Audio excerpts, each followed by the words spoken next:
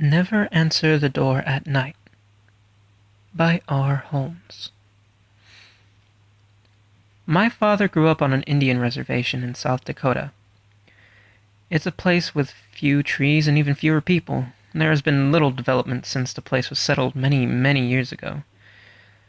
The people live in clusters of nearly uniform houses that were built by the government, and the only place to go shopping or see a movie is nearly 2 hours away. It's hot in the summer, cold in the winter, and sometimes the wind blows for days without letting up. Even now, the people there have to be tough to survive. You look out for your friends, you help your neighbors, and you don't forget your family. His grandmother died when he was very young, but he told me that he retains one particular vivid memory of her.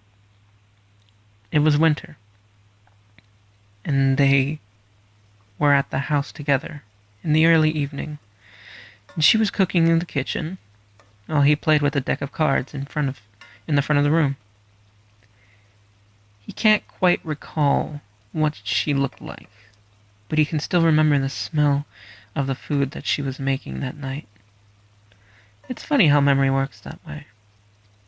His parents, grandfather, and two older sisters had caught a ride into Rapid City to buy supplies for the first big storm before the first big storms came through. So it was just the two of them. She went on cooking and he went on playing with those cards until he'd lost track of time and it was pitch black outside. There was a knock at the door. Not a loud knock like the police, or the friendly kind of knock that a neighbor uses when he's stopping by to borrow something. Just slow and quiet tapping on the door. Tap, tap, tap. Just like that. Naturally, he figured his family had made it back from the city, so he went right over to let them inside.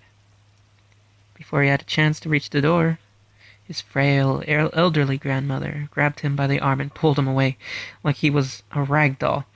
"Never answer the door at night," she told him, covering his mouth so he couldn't say anything. He could feel her arm trembling, though there was no more knocking. But my father couldn't shake the sense that there was something familiar standing on the other side of the door, waiting to be let inside. When she finally let go of him, he asked her why she had stopped him. "Sometimes the dead tried to come home," she said. There were tears in her eyes. His family didn't return that night, and there was no phone service, so they couldn't call. When they made it back the following day, he'd learned that his grandfather had died from a heart attack during that trip. My father never said anything about the knocking, and neither did his grandmother. It was like it never happened. His grandmother was never the same after that, and followed her husband to the grave just a few months later. My father was 6 years old. It was much later when my father found himself alone at night during a particularly bad winter storm, the wind howling outside and the rest of his family stranded miles away. They had gone into the city that morning and wouldn't be able to come back until the storm let up and the roads were cleared.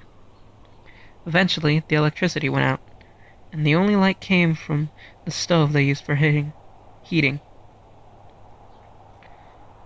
The worst part of the storm lasted a few hours, but finally it got quiet outside as the wind slowed and the windows stopped rattling.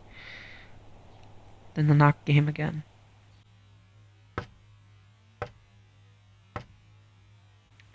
That sound, same tapping at the door from years before, like fingers just barely brushing against it. My father couldn't bring himself to look out the window to see if anybody was standing outside, but for some reason he found himself drawn to the door, like he had to open it. It was only when he felt the cold from beneath the door on his bare feet that he stopped. He called outside, asking who was there. "It's me," came the voice from the other side of the door. "Let me inside. It's cold. He recognized the voice, since it belonged to his eldest sister. He had his hand on the doorknob when his grandmother's words came back to him, and the feel of her hand gripping his arm. Never answer the door at night. There were many things he could have asked his sister at that moment. He could have asked where his parents were, why he hadn't heard the car pull up when they were dropped off. He could have asked why she needed to knock at all. They didn't lock the doors on the reservation. He didn't ask her any of those things. Instead, he told her to go around back, and he would let her inside.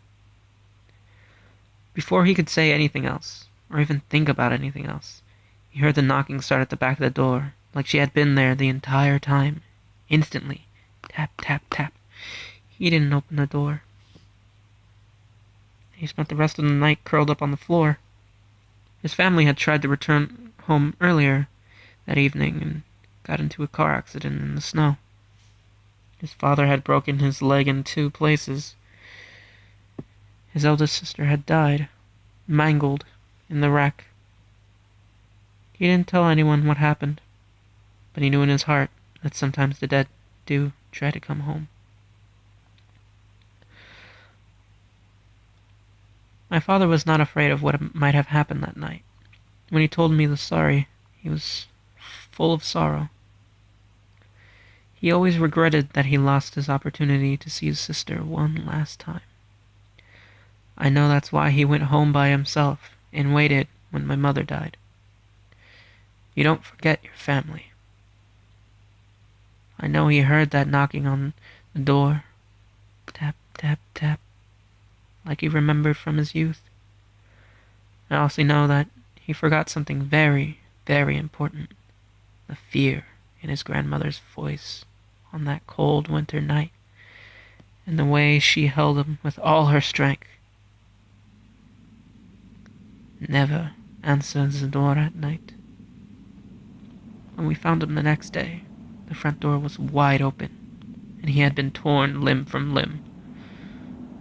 There were no footprints in the snow.